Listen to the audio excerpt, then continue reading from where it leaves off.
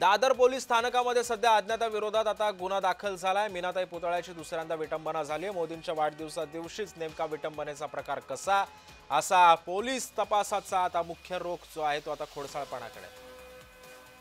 आणि या संदर्भामध्ये बोलण्यासाठी गृहराज्यमंत्री योगेश कदम सध्या आपल्या सोबत जोडले गेलेले आहेत। योगेशजी, स्वागत आहे तुमचं जय महाराष्ट्रमध्ये। सलग दुसऱ्यांदा ही घटना होते। योगेशजी, तुम्ही सुद्धा शिवसेनेचे नेते आहात आणि बाळासाहेब ठाकरेंना तुम्ही सुद्धा मानता।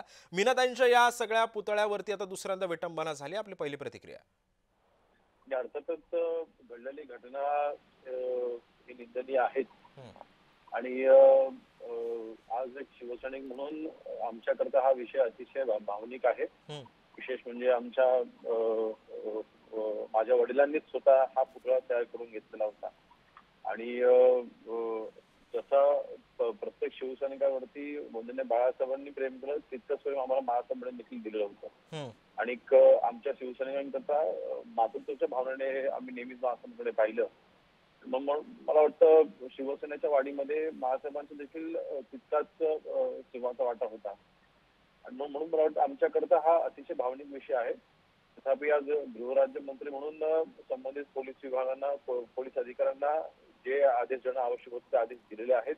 त्या व्यक्तीला लवकरात लवकर पकडणे आणि त्याला ताब्यात घेऊन नक्की कुठल्या हेतूने कुठल्या उद्देशाने त्याने हे केलेलं आहे हे तपासांचे पुढे येईलच आणि मग पुढील कारवाई करता येईल। पण योगेशजी, याच्या आधी सुद्धा अशा प्रकारची घटना घडलेली आहे, तेव्हाच आपण सावध होणं गरजेचं होतं।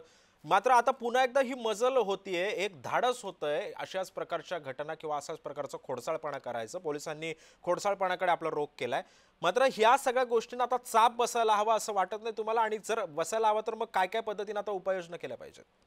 नक्कीच महामानवांचे पुतळे उभारताना त्याची काळजी घेण्याबाबतची एक नियमावली आहे आणि त्या नियमावलीचं पालन करणं हे आवश्यक आहे। त्या दृष्टीने जे काही उपाययोजना करणं आवश्यक आहे ते नक्कीच केल्या जातील।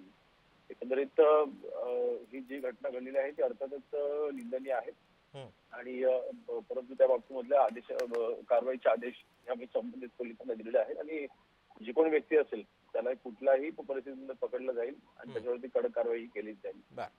धन्यवाद योगेशजी, तुम्ही जय महाराष्ट्र सोबत प्रतिक्रिया दिलीत त्याबद्दल। त्यामुळे आपण आता पाहतोय की सध्या मोदींच्या वाढदिवसा दिवशीच हा विटंबनेचा प्रकार घडलेला आहे।